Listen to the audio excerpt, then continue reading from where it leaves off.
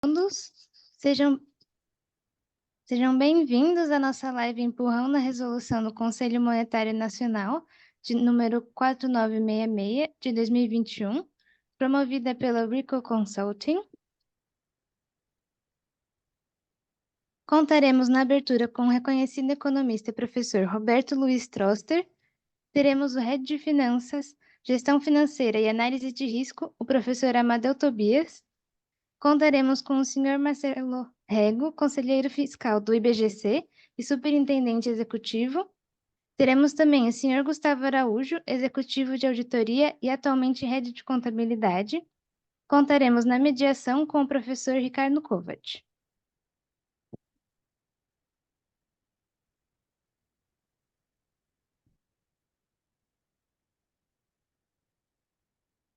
E, primeiramente, alguns assuntos administrativos, os disclaimers. Perguntas e respostas. Compartilhem suas dúvidas e observações em nosso chat. Iremos compartilhá-las no decorrer da live ou no fechamento. Esta live terá duração de 1 hora e será gravada. Ela estará à disposição daqueles interessados. Enviem seu pedido incluindo o e-mail no chat dessa live ou posteriormente no site da Rico Consulting. As opiniões são pessoais, ou seja, de cada speaker. Por último, participe, traga suas questões sobre o tema e, inclusive, pode agendar uma consulta posterior com nossos assessores. Para isto, marque via chat também. Para começarmos, passo a palavra para o nosso professor Ricardo Kovac. Boa noite a todos.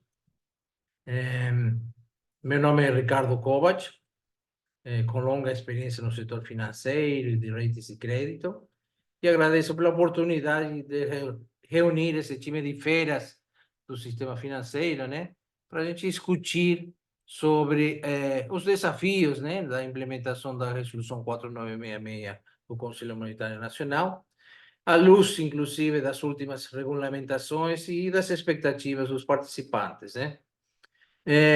Temos três eventos ou três situações ou datas-chaves para a gente olhar com atenção. A primeira é importante que nesse período antes do início da entrada em vigor é que as instituições em geral já tenham capacidade de iniciar os testes, mesmo que seja em paralelo, ao longo desse primeiro semestre e o que resta dele e o segundo semestre, para estar preparado para o início com a implementação da resolução, né? Inclusive, porque até o final do ano deve ser publicado quais serão os efeitos da adoção dessas normas das demonstrações contábeis. Mas a início da vigência desse normativo é 1º de janeiro de 2025 e não tem como escapar. Então, depois de colocar essas datas-chave aqui para a gente conversar e discutir, eu queria, até para refletir um pouco nesse início da live, né, pedir ao nosso colega Roberto Troster, né, que comente conosco suas impressões e visões a respeito do tema. Então, caro Troster, agora é contigo, né? Bom, boa noite. Eu diria que a 4966 faz uma mudança de que compliance deixa de ser um centro de custos e passa a ser um centro de lucros. E vou explicar por quê. É todo um processo de evolução que tem três linhas diferentes. O que aconteceu no resto do mundo, o que aconteceu no Brasil e o que aconteceu com a regulamentação. No resto do mundo, desculpa, o que aconteceu? Em 1930, você criou o Banco da Basileia, que era um banco só de compensações. Não tinha nenhuma outra função, era só que depois da Segunda Guerra Mundial você tinha que fazer as compensações entre os países. Como você não tinha um banco internacional, virou um local em que os presidentes de bancos centrais, 8, 9 das grandes economias, se reuniam uma vez por ano para um almoço e conversavam. E aí eles acharam que você tinha que pôr uma regulação única para evitar o risco de uma crise sistêmica. Aí eles contrataram um economista, Thomas Cook, que fez o índice de Cook, um trabalho de 30 páginas, que virou o índice da Basileia, que era uma maneira simples, você tinha ativos ponderados, e esses ativos ponderados pelo risco foi chamado de Basileia. Era um documento de 30 páginas. Os 8% que eles... por que era 8% do total? Foi muito uma coisa assim, tirado a dele. Quer dizer, tinha que ver um valor, viam mais ou menos, os bancos japoneses estavam muito alavancados, acharam um valor que agradava a todos, e ficou isso. O que foi um encontro informal com presidentes de bancos centrais virou lei em mais de 150 países e decidiram melhorar a Basileia, hoje conhecido como Basileia I. Aí veio Basileia II, que tinha mais de 300 páginas e tinha um grande mérito que teve contribuições do mundo inteiro. Aí você teve a crise de 2008, aí você fez Basileia III, você continua. O que acontece? De uma coisa que foi feita assim, meio espontaneamente, você hoje tem todo um arcabouço teórico de risco de crédito, risco de mercado, risco de liquidez, gestão de capital, muito consolidado. Quer dizer, o que era uma coisa que há 25 anos atrás era uma coisa espontânea, hoje você tem uma medida muito boa do que é risco e um entendimento muito melhor do que é risco. Aqui no Brasil não foi diferente. Aqui no Brasil, você tinha a 4595 e você estava muito focado em compliance. Quando veio o Basileia I, que foi a resolução 2099 de agosto de 1994, logo depois do Plano Real, para vocês terem uma ideia, a BBC, na época, o Ricardo participou muito em todas as reuniões posteriores sobre risco na BBC, você pegou e pesamos o MNI, Manual de Normas e Instruções, onde que dizia tudo que os bancos tinham que fazer, com o equivalente ao MNI da Inglaterra. Enquanto o MNI da Inglaterra pesava 1 pound, quer dizer, meio quilo, o MNI brasileiro pesava 13,5 quilos. A gente pesou, até deu uma matéria na Veja. Quer dizer, era a regulação. Quando a gente propôs Basileia para o Banco Central, era para substituir todo aquele calhamaço de coisas. Mas o que é importante, assim, qual que é a mensagem? Você focou muito mais em compliance, você focava do que em performance. Será que efetivamente estamos segurando o risco? Quer dizer, você fazia. Tem até uma história de José Ferraz Ferreira Filho, Bugre, que ele uma vez foi processado porque em 6.000 registros tinha 4 que não tinham o CPF correto. Aí foi até o conselhinho por 4 em 6.000. E aí ele chegou lá, ele era muito bom, falou: vocês, em vez de me punir, vocês deviam me premiar. 4 errados em 6.000, estatisticamente mostra que nós somos muito bons. Mas era a mentalidade da época, era muito compliance. Quer dizer, o que você tem que fazer para o Banco Central não atrapalhar a gente? Aí eles não entenderam bem o que era o Basileia, e junto com o Basileia puseram as regras de capital mínimo. Em poucos meses, né, em 7 meses, 11 bancos tiveram que fechar. Quer dizer, o Banco Central não entendia na época o que tinha que ser feito, o que era importante para controlar risco e o que era só compliance. Aí depois você teve a 2682, outra resolução, que está sendo revogada agora, ou foi revogada. O que era? Você começou com classificação de risco. Muito bem, A, B, C, D, a classificação. Mas aí puseram a outra coisa que é por prazos de vencido. Aí muda a ponderação. Se você faz uma correlação com as classificações de risco dos bancos e as perdas efetivas, a correlação é muito baixa. Você tem uma série de exceções, tudo. Então, mais uma vez, era uma norma, né, que você procurava, de alguma maneira, controlar, mas você não atacava o entendimento do risco. Aí, bom, você foi avançando, você avançou muito, o Banco Central avançou muito com gerenciamento de risco de liquidez, de capital, com tudo. E aí tem uma terceira vetor, que é o papel dos bancos. O que acontecia? Até 94, o papel dos bancos era inflação, quer dizer, você operava uma semana, assim, era a longo prazo, IBNDES, né? Então, era você. E você, o que você fazia? Você financiava a compensação. O que acontece? Para você ter dinheiro em caixa, o mundo vivia com cheques. Para você ter dinheiro em caixa, ter o dinheiro disponível, você fazia créditos. Então, você fazia o depósito, você ia no gerente e falava, ó, libera para mim esses cheques. Não, eu te faço um empréstimo. Isso funcionou até 2001. Quer dizer, não era um sistema de intermediação, mesmo a inflação acabando, era muito mais um sistema de capital de giro. Como é que você faz? Aí, em 2001, a grande revolução, que foi o SPB. O que acontece?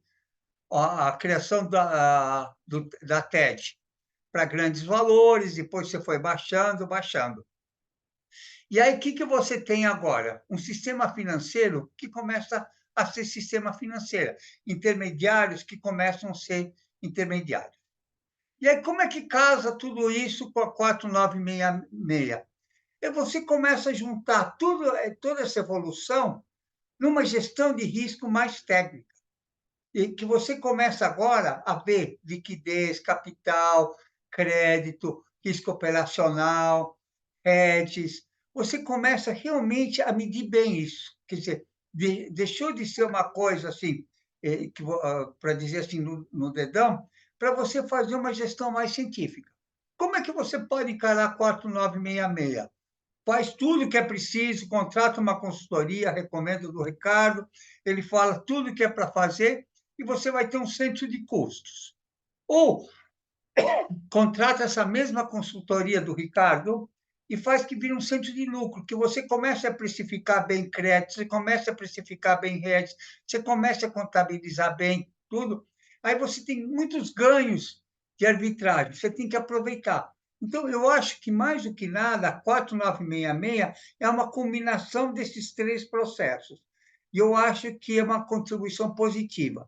É complexo, quer dizer, a intermediação financeira é cada vez mais complexa, tem mais derivativos, mais instituições, mais maneiras de fazer coisa. Mas não só isso, como você também está convergindo para os padrões internacionais, quer dizer, uma verdadeira integração.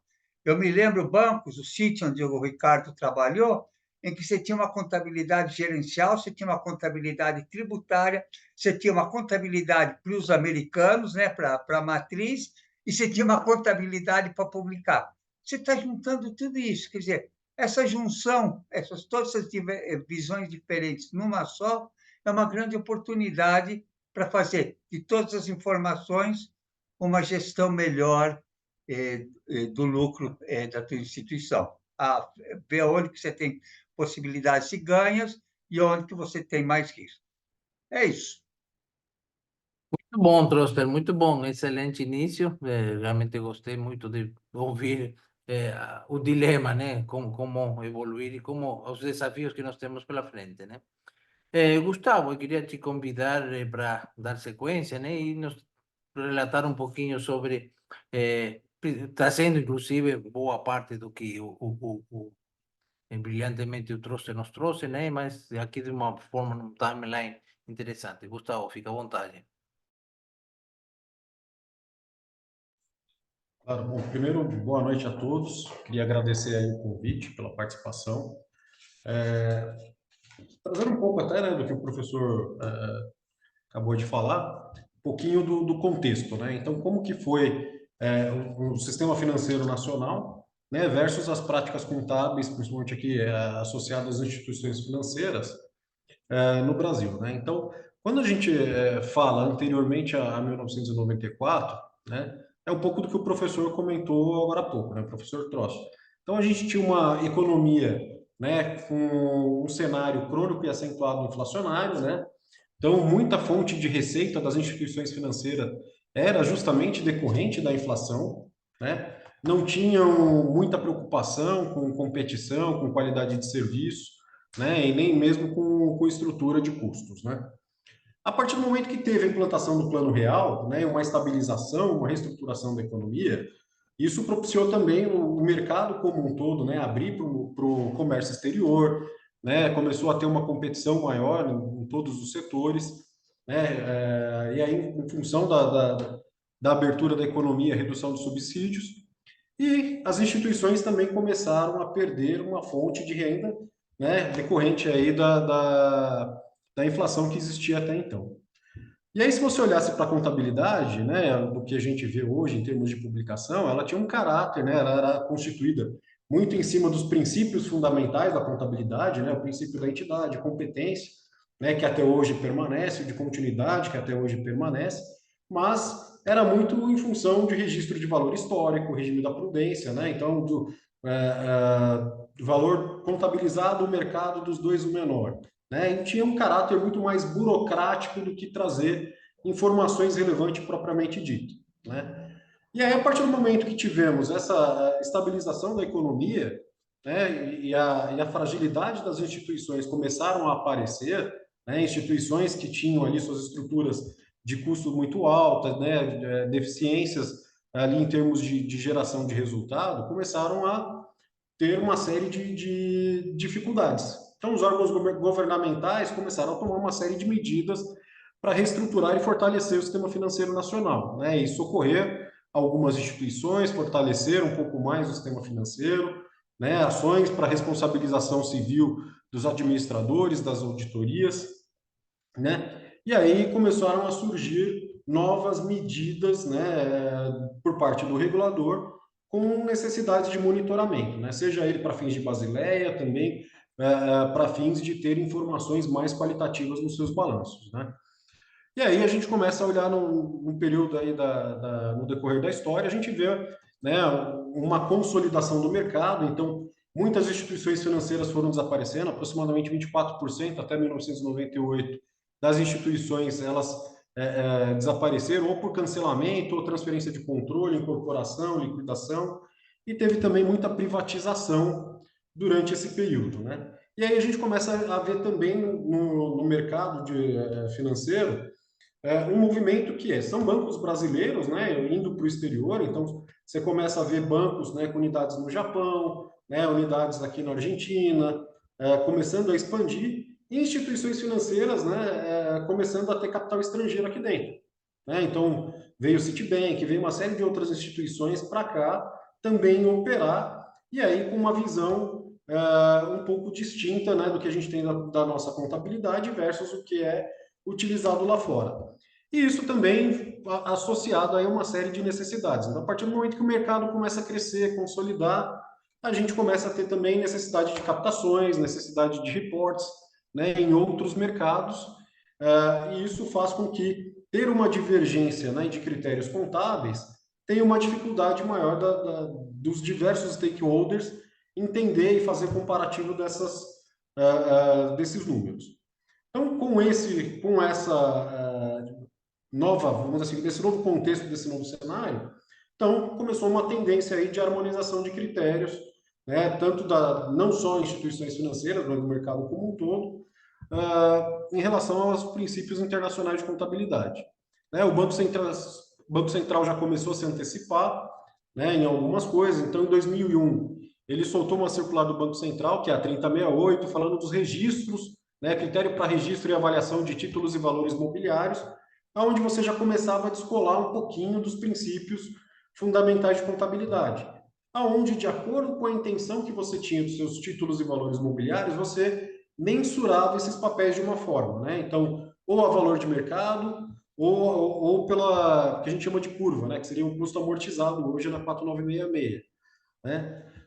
No ano seguinte, ele também trouxe um pouco da 3082, que já fala um pouco de instrumentos financeiros derivativos, né, de como que a gente vai contabilizar, a designação para rede contábil, que é como a gente muda um pouco a forma usual de contabilizar alguns objetos de rede, né, para que a gente tenha ali, vamos dizer assim, a compensação de alguns efeitos que a gente queira evitar.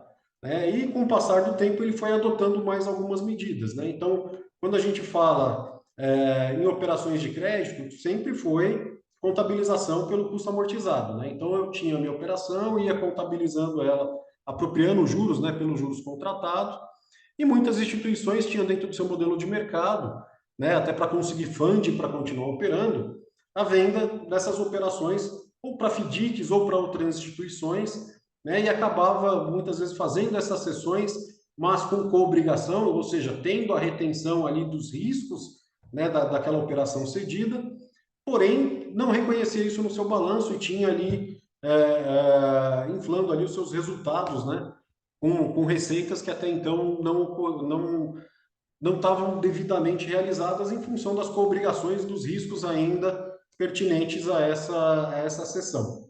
E aí o Banco Central foi lá também, fez a resolução do Conselho Monetário Nacional, que é a 3533, que fala de procedimentos para classificação e registro contábil de venda e transferência de ativos, né? E a partir daí também ele começou a soltar uma série de resoluções aprovando CPCs para as IFRS, né? Então a 3566 que fala da redução do valor recuperável, né, dos ativos, o impairment, né, para demonstração de fluxo de caixa, partes relacionadas, né, provisões, né, de passivos contingentes, né, até chegar finalmente na 4966, né, onde a gente está falando aqui que não é a adoção de um CPC específico, né, mas está muito atrelado ao IFRS 9, porém com algumas adaptações.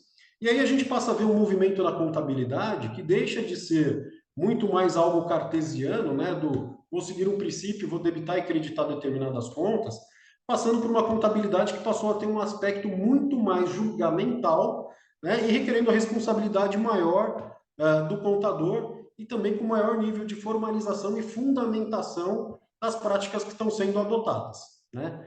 Então, se puder passar mais um slide, por favor. Então, quando a gente fala da 4966, ela é, para as instituições financeiras, ela é a norma, né, quando a gente fala de harmonização de critério, a mais relevante de todas as outras normas que já foram aprovadas, né? Por algumas questões. Então, ela é primeiro que quando a gente fala de balanço de instituição financeira, né, a gente tem algo em torno de 80% a 95% dos nossos ativos composto por instrumentos financeiros que está abarcado, né, por essa norma. Então, automaticamente, a gente presume que vamos ter ali os impactos maiores decorrentes dessa norma, né? O que mais a gente tem aqui nessa norma? Então, a gente já começa a trabalhar na classificação dos ativos financeiros de acordo com o meu modelo de negócio, né? Então, o que antes, na 3068, se assemelha um pouco, né? Então, eu classificava para negociação, mantido até o vencimento, né? Que eram mensuradas a valor de mercado negociação e disponível para venda, mensurados a valor de mercado e mantido até o vencimento pelo custo amortizado. Aqui eu vou ter também classificações semelhantes, mas não mais em função da intenção, mas sim em função do meu modelo de negócio. Então, eu observando o meu modelo de negócio, né, se eu tiver no meu modelo a pretensão de ter no meu instrumento receber principal e os juros, basicamente, ou seja, toda a minha remuneração decorrer disso, eu vou manter ele pelo custo amortizado. Se eu tiver no meu modelo de negócio, olha, eu quero receber o principal e juros, mas eventualmente eu também quero ter um resultado decorrente da venda desse ativo, então eu vou ter que mensurar ele a valor de mercado, né? Porém, a valor justo, né? Porém, a marcação ao valor justo já é o que eles chamam de valor justo por outros resultados abrangentes, que vai em patrimônio líquido, e tem a última classificação, que vai ser em função de fato de eu ter o meu modelo de negócio muito calcado na comercialização dos meus instrumentos financeiros, que aí eu vou ter que estar mensurando ele a valor justo, mas por meio do resultado, né? O detalhe é que, além de eu ter a questão de eu validar o meu modelo de negócio, fundamentar isso, documentar isso muito bem, eu também vou ter que fazer todo o processo de aprovação junto ao meu conselho de administração, para que isso não seja o tempo todo alternado, né? Então, uma hora de uma forma, outra hora de outra, né? Então, aqui eu vou ter também muitos instrumentos sendo mensurados de uma forma que até então não se discutia, né? Eu posso ter aqui operações de crédito mensurado a valor justo ou custo amortizado, né? Que até então a gente não tinha na nossa contabilidade, né? A norma traz também aqui um novo conceito, que é a taxa efetiva de juros.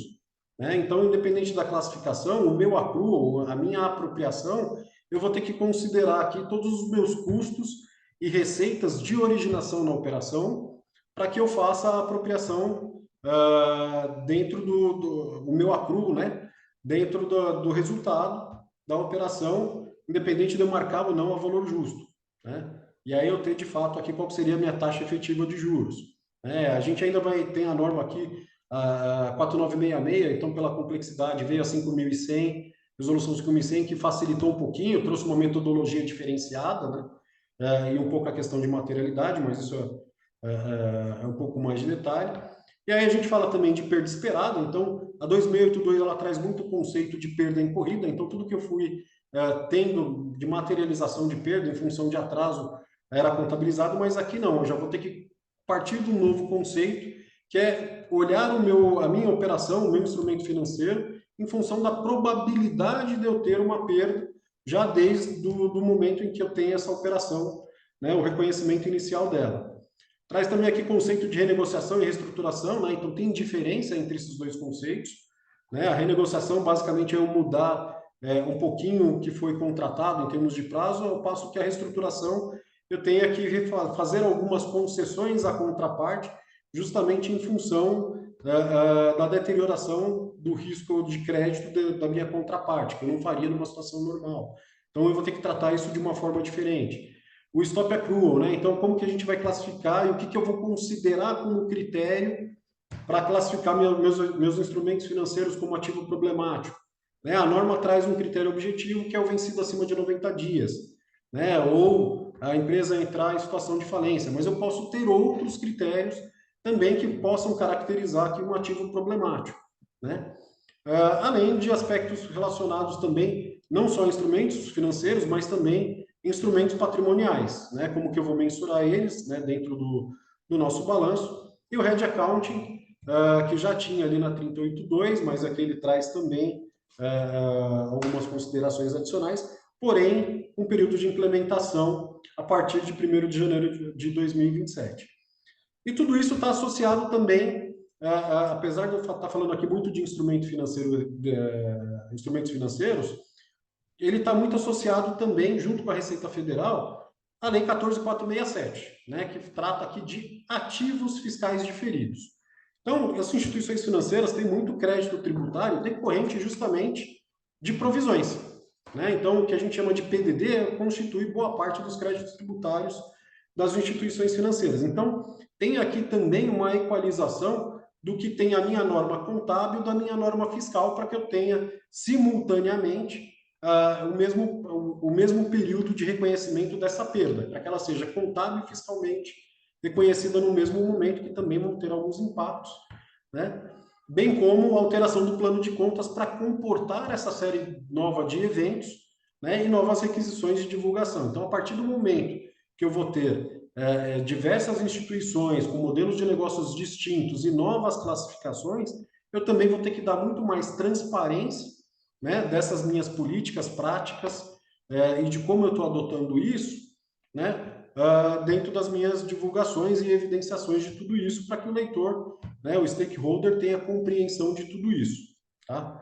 Então, a gente, trazendo até um pouco para a reflexão que eu comentei, então a gente passa, né, quando a gente fala de classificação, não só a questão da intenção, mas eu vou ter que corroborar isso no meu modelo de negócio e ao tempo todo estar comprovando que a forma que eu estou mensurando faz sentido com o meu modelo de negócio, né? Até então, a gente não falava em ter carteira de crédito mensurada a valor de mercado, né? Agora, dependendo do meu modelo de negócio, muitas instituições que faziam crédito consignado, vendia para FDIC, né? Para ter um balanço muito mais fidedigno, com uma informação muito mais precisa, talvez tenha que pensar, olha, como que eu vou mensurar isso e quais as ferramentas que eu vou ter para fazer a mensuração desse instrumento financeiro a valor de mercado, né? Em contrapartida, eu tenho TVMs que eu vou contabilizar ele pelo custo amortizado, que até então era chamado de mantido até o vencimento, que eu já vou ter que começar a discutir se eu deveria fazer ou não uma provisão, né? Eu tenho um título que, pelo meu modelo de negócio, eu vou fazer ele pelo custo amortizado, mas será que tem probabilidade de eu ter uma perda esperada daquele papel pelo risco de crédito? né? Mesmo sendo um papel, um título público, né? Para bancos estrangeiros, a gente tem o risco do Brasil, né? Então, são algumas discussões que a gente tem que ter. E tudo isso tem uma complexidade muito grande, porque quando a gente fala de custo efetivo, eu vou ter que mudar uma série de requisitos sistêmicos para poder fazer todas essas adaptações. E aí tem diversos tipos de instituições que algumas desenvolvem sistemas de forma interna, outros têm alguns vendors.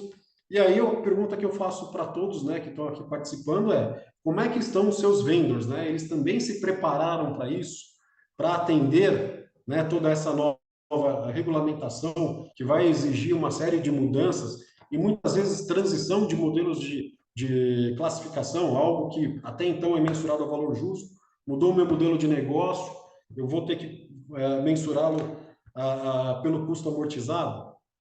Como é que está isso, né? Muitas vezes eu tenho instituições que multiprodutos, né, todos de crédito, mas que estão em sistemas distintos, né? Como que vai ser essa complexidade para compilar tudo isso, né?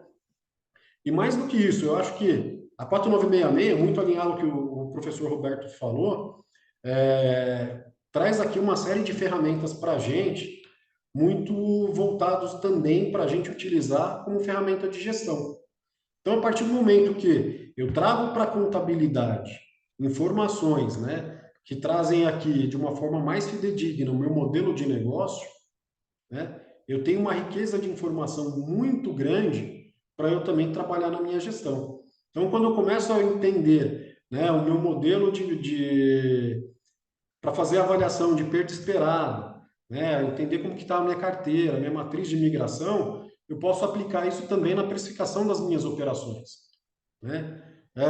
Se eu tenho um balanço que eu tenho muito um instrumento financeiro mensurado pelo valor justo, será que eu vou ter muita influência numa eventual alteração da taxa básica de juros, né? Então, as minhas ferramentas de LM pode ser preditiva para a gente fazer uma melhor gestão tanto do meu balanço como de resultado, como pensar em como eu vou alocar os meus ativos, que ferramentas eu vou adotar, faço ou não faço um hedge, né? Então, acho que isso aqui tem um poder muito grande aqui para a gente trazer a contabilidade num patamar superior, né, e trazer um valor agregado não só para os stakeholders, mas também para a própria administração das instituições, porém com os seus desafios aí de implementação. Muito bom, Gustavo. E nós temos até algumas perguntas aqui no privado e encorajo os participantes também a colocar no chat.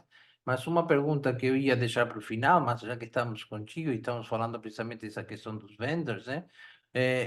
A pergunta na sua experiência, dada a sua experiência, Gustavo, o que você tem encontrado mais dificuldade em lidar com um único vendor ou com vários vendors?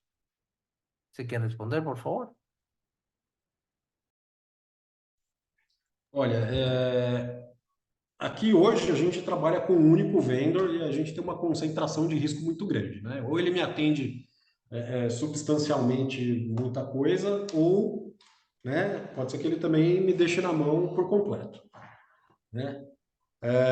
Porém, tem uma complexidade muito grande quando a gente tem também diversos vendors, né? Então, eu estava conversando com alguns pares aqui de mercado que tem diversos vendors, né? Então, diversos produtos de crédito, e um deles coincide com o nosso fornecedor aqui, e ele também estava aguardando que o mesmo vendor que nós aqui entregasse uma solução, porém ele tem uma etapa adicional que nós aqui pretendemos não ter, que é o quê? Justamente pelo fato do vendor, né, entregar uma solução, um produto que ele está chamando lá de FRS 9, que vai fazer boa parte, né, vamos assim, dessa convergência para a nova norma, ele vai ter um tempo adicional de trazer essa ferramenta e fazer a conexão com os outros diversos vendors que ele tem. Então, para fazer taxa efetiva de juros, por exemplo, então ele tem um módulo para controlar a comissão das operações para os vendedores, ele tem um outro módulo que operação de crédito para pessoa jurídica é num sistema diferente, para pessoa física num outro sistema. Então, cada um tem uma linguagem, cada um tem uma forma, né, um layout distinto, uma arquitetura distinta, que, de certa forma, lá na frente ele vai ter que convergir. Então, desculpa. Então, quando esse módulo IFRS, né, do nosso vendedor estiver pronto, ele vai ter que fazer ainda uma série de adaptações para conectar os outros vendors dele a essa ferramenta para que isso funcione, né? Então, em resumo, assim, eu acho que ainda é precipitado a gente falar é pior ou é melhor, né? O que eu tenho visto aqui no mercado é que tem muitos vendors ainda que estão com um processo de desenvolvimento e de cronograma bastante atrasado, tá? Então, é uma preocupação generalizada aqui no mercado. Excelente, Gustavo. Obrigado por compartilhar. E eu queria convidar então o Marcelo Rego, né, para que nos traga também um pouquinho dos impactos, né, e nesse processo de implementação, né, e o que nós podemos esperar, né. Gustavo, eu vou te deixar à vontade, né. Boa noite a todos. Agradeço o convite aqui por estar participando dessa live também. É uma honra participar aqui com todos vocês. E eu acho que é importante tudo que o Gustavo comentou e o professor Roberto também, porque essas mudanças regulatórias para o mercado em geral, talvez para pessoas que não estão diretamente envolvidas na contabilidade, elas podem pensar que é só uma mudança regulatória com impactos contábeis, mas como bem comentou o Gustavo, o professor, são mudanças importantíssimas que vai impactar, vai propiciar as demonstrações de demais relatórios, também uma visão mais qualificada do ponto de vista do risco, do ponto de vista de gestão de capital, como o professor Roberto lembrou bem, as questões de Basileia, e também vai refletir no resultado. Toda essa mudança regulatória que o Gustavo passou agora, da 4966, e vai trazer outros impactos importantes para todo o ecossistema de uma empresa. Então, quando você, para o acionista, para o investidor, todas essas mudanças regulatórias vai ter um efeito. Qual é o principal efeito para ele, na minha visão? É o resultado que provavelmente vai mudar por mudanças de práticas contábeis, né? O Gustavo, por exemplo, ele citou que vai ter a mudança da taxa efetiva de juros. Então, a forma que eu calculo, reconheço essas receitas que são atreladas à origem de cada contrato, eu começo a mudar também a dinâmica de como eu vou apurando o resultado. Uma operação que eu faço a valor justo e a outra que eu faço a custo amortizado, isso começa a impactar o resultado e, consequentemente, vai impactar meu acionista, meu investidor. Mas o que é importante também para o investidor, quando você vê a ótica do IFRS 9? Muitas instituições já, até no próprio aqui no Brasil, sem ser as instituições financeiras, já adotaram. O IFRS já vem publicando e já paga dividendos com base em normas internacionais. E lá fora também, na Europa, principalmente, os países já estão publicando, já estão fazendo essas distribuições de dividendos com base nessa norma. Quando nós adotarmos isso, praticamente a gente equaliza. Ainda vai ter uma diferencinha de gap e tal, mas praticamente a gente equaliza os mesmos critérios, o mesmo padrão, a gente apura Basileia nos mesmos padrões contábeis e apura dividendo. Para os investidores, isso é muito importante, porque você consegue ter o poder da comparabilidade entre uma instituição estrangeira e uma instituição brasileira, sempre no mesmo padrão contábil. Aí, sobre essa ótica também, a gente analisando a administração, conselho de administração, a diretoria executiva, em termos orçamentários, também vai mudar. Hoje, quem está fazendo orçamento fez orçamento para 2024, ok. Agora, para 2025, o orçamento já vai ter que contemplar as mudanças regulatórias. Então, quando você for estimar a sua perda, você já tem que fazer o seu orçamento para 2025, já prevendo essas mudanças regulatórias. Então, o que eu quero dizer é o seguinte, essa mudança aqui vai afetar todos os níveis hierárquicos da gestão. Então, é nesse ponto que eu quero chamar a atenção de todos, porque o engajamento de toda a empresa, desde o nível mais alto, o cargo mais alto do conselho, da executiva, é importante eles estarem participando, é importante eles estar acompanhando a implementação dos processo, que vai mudar de forma significativa os modelos. E os modelos gerenciais, os modelos de risco, todos os reportes financeiros. Então, tem aspectos super importantes que vai mudar para toda a companhia. O terceiro item que tem, claro, quando a gente fala em mudanças contábeis, a gente vai ter mudanças importantes do ponto de vista regulatório em relação ao fiscal. Fiscal, quando você vai fazer a mudança de stop accrual de 60 para 90, que é o que está indicando a norma, claro que existem as exceções que devem ser tratadas, mas, em tese, você tem um aumento do accrual de 60 para 90 dias. Então, que provavelmente vai acarretar um recolhimento maior de PIS e COFINS, por conta que você está accruando mais juros. E também, quando você começa a diferir as receitas, né, que antes eram reconhecidas pelo regime de caixa, né, na cabeça, você também tem um efeito nas prefeituras. Esse aspecto foi bastante discutido no mercado, porque começa a impactar o recolhimento de ISS e começa a impactar as prefeituras. Então, é uma norma vasta que tem grande apelo de mudança em todas as áreas, em toda a economia, né?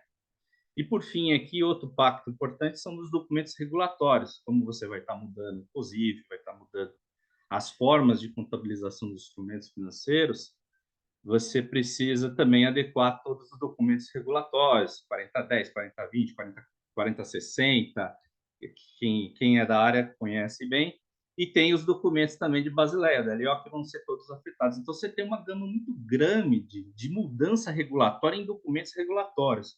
E como o Gustavo falou, essas mudanças regulatórias vai ser muito subjetiva as decisões, não vai ser débito e crédito, que nem ele comentou. Então, você vai ter que ter muito julgamental. Então, quando você tem uma premissa contábil que usa muito julgamento, você tem que ter fundamentação documentada. Então, isso vai dar um trabalho muito grande também do ponto de vista de documentação para suportar as decisões julgamentais que você tomou para seguir aquele caminho da regra. Claro, paralelo a isso também a gente tem o desafio sistêmico, né? Porque tudo que nós estamos falando aqui de mudança de regra vai afetar o contábil, vai afetar o gerencial, não tem como. Ela tem que ser feita, em grande parte, a nível de contrato. Então, você tem que fazer as alterações de sistema nos seus legados, tem os vendors também, mas também você tem que pensar no mundo analítico. Então, eu tenho que colocar em bancos de dados, né? Dependendo da dificuldade de cada empresa. Cada empresa vai ter que fazer seu diagnóstico para ver o grau de dificuldade. Tem empresas que têm sistemas para cada produto, crédito imobiliário, para crédito pessoal, para cheque especial. Então, a complexidade vai aumentando dependendo da empresa. Então, mas sempre é importante, pela experiência que a gente tem no mercado, pensar também em bases analíticas para que você possa fazer todo o tratamento gerencial a nível de contrato, que o Banco Central vai requerer que você tenha todo o controle a nível de contrato, o nível mais analítico possível. Então, os desafios da implementação eles não são muitos. Como bem colocou o professor Ricardo, o tempo de implementação está bem apertado, 1º de janeiro de 25, né? Então, e a gente tem uma série de trabalhos para quem não começou ainda, né? Tem que fazer todo o diagnóstico de impactos sistêmicos e processuais, tem que fazer documentação, levantar os sistemas que serão impactados para a mudança dessas normas. Aí você tem que fazer a mensuração de horas de TI, né? E provavelmente uma consultoria para aprovação orçamentária. Então você fala, puxa, eu sei que tem que ter equipes preparadas e focadas para atender essa demanda da norma, porque senão o prazo é muito curto, então não vai conseguir atingir. Então, é necessário fazer toda essa mensuração de TI, a equipe de TI tem que estar bastante empenhada nisso, né? Focada nisso, tem que ter, no meu entendimento, uma consultoria para auxiliar os profissionais que não têm conhecimento, né? Porque a norma é extensa, é complexa e, como já comentamos aqui, também tem muitos aspectos julgamentais, né? Então, a recomendação é ter uma equipe full-time no projeto. Inclusive, tem algumas instituições que ampliaram, né, os seus times, porque, dado a demanda muito elevada, teve que aumentar pessoas no quadro, especialmente na parte de desenvolvimento de sistemas.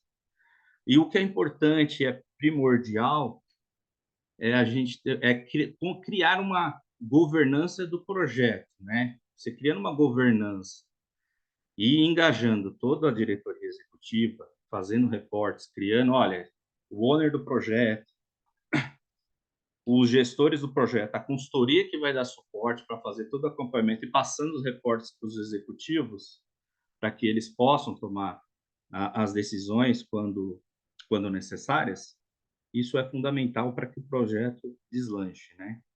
Então, é fazer um bom mapeamento, é fazer um bom diagnóstico, é fazer também uma interpretação, né, das normas de forma julgamental, definindo todo esse plano de trabalho, aí você entra com a equipe para fazer o desenvolvimento, né? O envolvimento do auditor externo aqui é importante, porque é importante ele estar acompanhando desde o começo já as decisões que serão tomadas em relação a determinado critério que vai ser adotado, porque para chegar lá na frente o auditor não poder, depois que já está desenvolvido, já está implementado, olha, não concordo com esse critério, tem que mexer no desenvolvimento. Então é importante a presença do auditor externo desde o início das definições, né? E aqui é o que eu falei também, engajamento de toda a empresa é importante, dado a complexidade e todo o envolvimento do pessoal. E, sem dúvida nenhuma, vai precisar de um treinamento em toda a companhia, né? Que é uma mudança forte de cultura, é uma mudança impactante em todos os níveis hierárquicos aqui, né? Do ecossistema de uma companhia.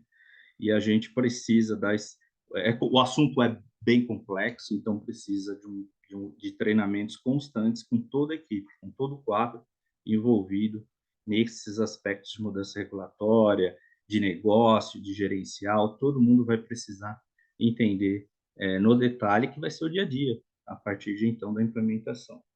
Então, esse eu acho que é os pontos principais que eu queria colocar, preocupação, dependendo da complexidade sistêmica que a empresa tem, né? Pensar sempre na criação de um banco de dados, um ambiente analítico, para poder absorver isso também nesses casos. Perfeito, Marcelo, muito bom. E apenas concordando e confirmando essa necessidade, né? Quanto mais informações tiver, mais robustas em termos de perdas e tudo mais, vamos me preparar melhor para o dia de amanhã, para precisamente fazer aquela matriz, né, mobilidade dos ratings e como é que eu vou me preparar para essa expectativa de perdas, né? Perfeito. Já começam a ter perguntas no nosso chat, ótimo, continuem por aí, a gente vai responder até o final do evento, mas eu queria perguntar então para o Amadeu se pode dar continuidade, falando um pouquinho sobre as grandes considerações finais sobre esse tema e alguns aspectos extra ligados à questão da gestão do IFRS 9 e Asset and Liability Management, da ALM, famoso, né? Então, Amadeu, fica à vontade se você puder fazer essas considerações e dar sequência com a gestão do ALM. Obrigado. Boa noite, boa noite. Obrigado aí, professor Ricardo, os demais aí participantes. Falando um pouco de consideração, acho que meus colegas aqui, né, apresentadores, o Marcelo, o Gustavo, o professor Trost, né, deram uma geral, né, do que seria, na verdade, a Cota 966, né, todos os seus desafios, todas as questões que envolvem não só uma área, mas toda a empresa, né? E essa mudança eu considero assim uma mudança de paradigma, né? Quando a gente olha o Banco Central ao longo do tempo, né, ele vem implementando essas questões. Eu vou fazer uma alusão, por exemplo, a risco operacional, que ele começou em 2015 a falar no mercado, né? E hoje as empresas ainda não estão preparadas, né, para atender a nova regulamentação. E aos poucos ela vem atuando, vem tentando embutir ou imbuir, né, os gestores a pensar de uma forma diferente, né? Porque, na verdade, quando você pensa numa empresa, e você está lá na empresa e você fala, puxa, vamos construir uma empresa, seja ela financeira, seja ela de serviço, seja ela, né, de qualquer segmento, você espera o quê? Né? Você espera que ela tenha um resultado, ela tenha um lucro, certo? E para isso, né, você assumiu aqueles riscos e tudo mais, alguns riscos, e você tem e contrata especialistas, né, para você poder chegar ao seu objetivo. E aí você vem, né, os organismos externos colocando aí normas, regulamentos, né, para você poder trabalhar esse contexto, né, e ele poder gerir, ele poder te observar e ver, né, o quão impactante é a economia ou você dentro daquela economia, né? E aí eu pensando nesse assunto e olhando e refletindo essas normas, né, tudo mais que estão aí na tela que meus colegas já falaram, e quando a gente fala, puxa, pensa na empresa. Pensa na empresa, né? A gente está tendo um grande desafio, toda hora é um grande desafio, né? De fazer uma implementação. Mas como é que a gente, né? O Gustavo falou bem, o Marcelo também, né? Falando em questões que isso daí não é uma questão top-down e nem bottom-up, né? É de todo mundo envolvido. Eu pensei assim, puxa, e a questão da empresa ter o resultado, eu coloquei essa segunda questão, eu falei uma coisa um pouco mais distante, né? Aí, se puder passar o próximo slide, eu falando de ALM, né? Asset Liability. Pode dar mais um clique, por favor, só para a gente colocar. O que seria, né? Eu tentei fazer esse desenho aqui, né, para ver assim, a complexidade que hoje é. Eu coloquei aqui uma indústria financeira, né, mas quão complexa ela é. E faltou áreas aqui, né, se alguém não se sentiu representado, me desculpe. Mas se você pega ali, você tem lá um ciclo que se chama riscos financeiros, né, e não financeiros, né, que tem toda a sua complexidade, olhando, né, a gestão de risco em si, risco de mercado, crédito operacional, né, aí você fazendo cálculo de VaR, cálculo de LCR, né, se você tem ou não capacidade financeira e tudo mais. Mas ele está fazendo a gestão disso tudo, né? Do outro lado, você tem o sistema de controle, que são o que? Front office, o back office, o middle office, fazendo negócio, vendo se tem limite, se não tem limite, se está sendo executado ou não, né? Você tem a tesouraria negociando, né? O trade, o banking, isso impactando diretamente o quem? As posições, né? Da contabilidade, e você tem lá, né, o gerenciamento do balanço, né? Qual é o modelo de pré-pagamento, quais são as análises dos seus depósitos, né? O NII, né? Net Interest Income, que afeta, e até o Banco Central, no seu cálculo de IRRBB, ele mensura isso, né? Lucratividade, performance, planejamento financeiro, né? Tributário, fiscal, olha só a complexidade que cada sub-área, vamos dizer assim, tem. E como é que eu uso tudo isso, né? Como é que eu consolido tudo isso, observo e trato isso melhor na minha gestão, né? Como é que eu trabalho? Se a gente pensar em ALM, Asset Liability Management, né? Ele nada mais é do que uma projeção do seu balanço ao longo do tempo, né? Então, eu sempre me questiono, ou eu pergunto para os meus alunos quando eu vou dar aula, né? Puxa, o balanço da sua empresa é forte? Ele aguenta essas pancadas? Ser forte não é ter liquidez, às vezes, né? Setar o dinheiro em caixa, mas você projetar no futuro, né? Ter essa perenidade, saber se ela aguenta ou não essas oscilações. Né? Você fez uma boa projeção, né, de precificação dos seus ativos, né? Foi muito bem comentado aqui, por exemplo, né? Se a gente falar, olha, eu tenho minha matriz de migração de rate, você usa isso para precificar? Né? Como é que o senhor vai impactar o seu ROI? Você já sabe quanto que é o seu ROI, seu ROA? Né? Como é que está mensurado isso? Né? Como é que essas mudanças que estão acontecendo, né, dentro da contabilidade, né, hoje afetam o seu balanço, que você está olhando do ALM ali para frente? Como é que você vai precificar hoje? Como é que você vai montar, né, todo esse balanço? E no final, o acionista quer ver o quê? Ele quer o dinheiro dele de volta, né? E a gente está impactando. Quando eu defino se ele é custo amortizado ou se ele é marcação ao mercado, isso impacta direto no resultado, impacta nos dividendos, como foi comentado pelo Marcelo, né? E você precisa fazer essa gestão. Então, assim, quando eu coloquei essa visão assim, do que é um ALM, a gente acha que ALM é só fontes de usos, mas fontes de usos hoje, né? Porque muitas empresas falam, puxa, eu preciso saber, né? Meu passivo não bate com o meu ativo, ou quando a taxa de juros era baixa, agora ela subiu, descasou, eu estou preocupado, mas está preocupado hoje.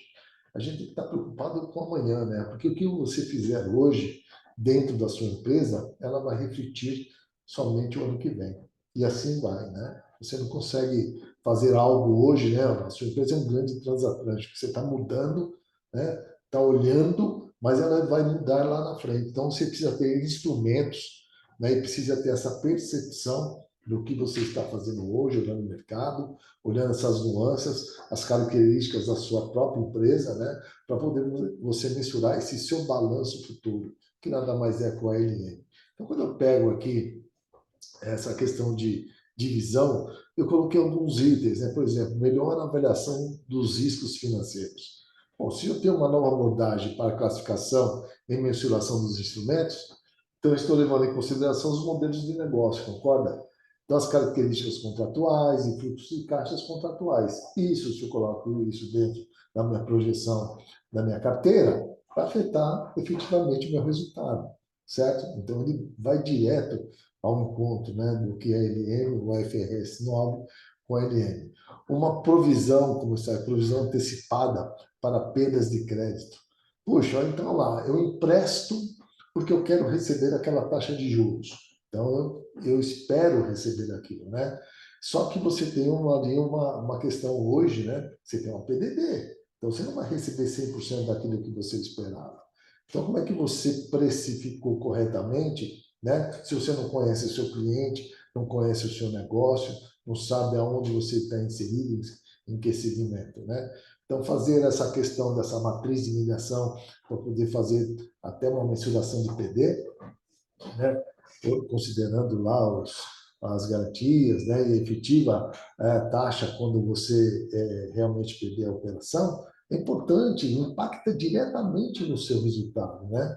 Então, a contabilização de provisões para perdas de crédito impactam no resultado, é importante para uma projeção de ALM. Perfeito? Aí, outro Ótimo. tema. Pois não. Vamos ver que eu falar alguma coisa? Não. Não, não, ótimo. Desculpa.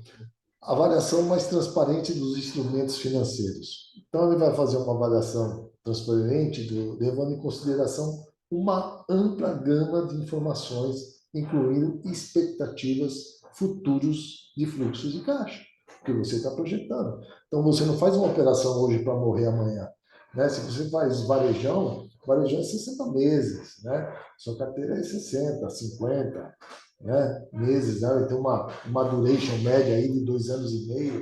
Né? Como é que você vai projetar tudo isso? Tem que dar clareza, né, para você poder fazer essas projeções melhores. E esse alinhamento com essas práticas contábeis permite que o quê? Como todo mundo está inserido no mesmo roteiro, vamos dizer assim, então está todo mundo igual, né? Como dizem os economistas, né? Estão ali, né? Num ambiente estável, né? Controlável ali. Então eu consigo me comparar aos demais, aos concorrentes, ver como é que está o mercado, saber se eu estou dentro, se eu estou fora, certo? Mas tem alguns parâmetros dentro da questão da LM, que é o seu custo, né? Todo mundo fala que custo é pessoas, mas às vezes nem é, né? Quando você vai fazer um RAROC, né, você leva em consideração várias outras temas, né? Um EVA da vida, mas você precisa especificamente, né, trabalhar e entender o que é o objetivo da empresa. Estou falando não de retorno, porque o objetivo de qualquer empresa é ter lucro, mas qual o tamanho desse lucro, né? Onde ele quer chegar. E por último, né, o reflexo mais preciso das condições de mercado. Então, ele requer que o quê? Que as instituições reflitam as condições de mercado atualizadas na avaliação dos seus instrumentos financeiros, né? Então, a gente pode ajudar a adaptar rapidamente as mudanças nas condições econômicas do mercado. Então, se eu estou fazendo isso, eu estou dando dinamismo à minha avaliação da LM, né? Então, hoje a gente já vivia no mundo dinâmico e vai ser mais dinâmico ainda. Então, essas questões de fazer orçamento, como aqui comentado, planejamento estratégico, vou para cá, vou para lá, aí você fazia a cada um ano e você sentava ali na cadeira e esperava acontecer, ou você mudava no meio do caminho. Hoje não, hoje tem que ser muito tempestivo, né? Hoje pode acontecer alguma coisa no segmento, no mercado, do produto que você tenha, que você tem que alterar rapidamente, porque no final o acionista quer o dinheiro dele de volta remunerado, né? Então, se eu pegar um pouco esse desenho, eu tentei colocar todas essas questões, né, aqui, para a gente poder ter essa visão futura, porque todo mundo fala o hoje, né, o que está sendo acontecendo, mas como é que eu capturo tudo isso, né, e faço uma mais-valia para o futuro? Né? Como que eu uso isso aqui para gestão? Né? Como é que eu uso para direcionar a minha empresa ou ajudar a minha empresa a tomar as melhores decisões? Né? O mercado está aí, tem excelentes profissionais, né? Tem mercado para todo mundo, mas né, no final uns terão um ROI maior, outros menor. Né? Vai depender da gestão que hoje né, está sendo exigida através de um regulatório, mas que futuramente deveria estar na cultura das pessoas. Né? Eu queria deixar essa minha parte aqui e abrir para algum comentário, se alguém quiser, dos meus colegas, né, uma discussão que queira propor, que vai bem de encontro ao que vocês colocaram, né? Mudanças, cultura, né? Gestão, né? Isso é um time, né? A empresa é um time. Costumo falar, né? Na sua camisa aqui pode estar escrito a sua área, mas aqui na etiqueta é o nome da empresa, né? Todo mundo tem que vestir a camisa da sua área e da empresa, ok? Muito bom, Amadeu, muito bom, muito bom. Muito obrigado pelas visões importantes. E aqui queria ressaltar, tomar um minuto para compartilhar com os colegas a forma de trabalho da nossa consultoria, né? Que a gente trabalha precisamente discutindo sobre o plano de implementação da Resolução 4966, que já foi tão destacada a importância, né? À disposição para apoiar na implementação das principais diretivas, envolve tudo, a empresa como um todo, né? Inclusive, tanto na questão de treinamentos que sejam abrangentes, no sentido de que envolvam várias áreas, várias funções, envolve, logicamente, riscos, envolve contabilidade, envolve sistemas, tem os mais variados segmentos, inclusive negócios cada vez mais. Então, é bem multidisciplinar, né? Para a gente terminar, então, com esse monitoramento pós-implementação também. Então, o nosso trabalho na consultoria passa por esses esforços e, logicamente, sempre será estudado de comum acordo com o contratante, né? Com o potencial interessado, né?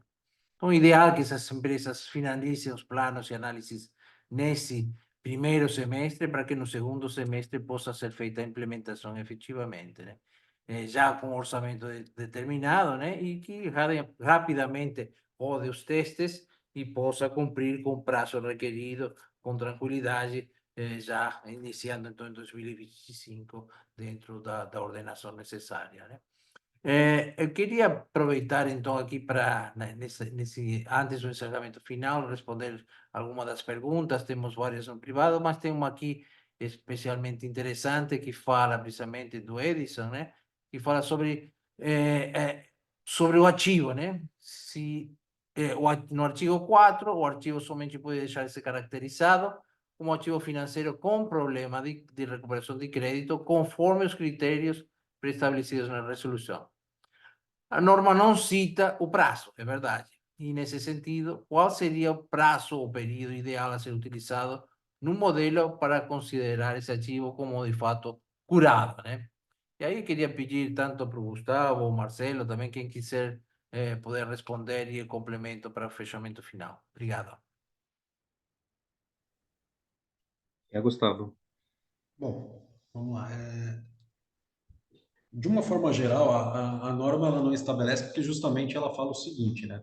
Tudo aqui está muito associado ao modelo de negócio e alguns aspectos julgamentais. Então, uma resposta precisa de qual o melhor prazo, a gente não consegue te dar sem antes entender um pouco como que é a sua instituição, que tipo de produto que tem, como é que funcionam as suas operações.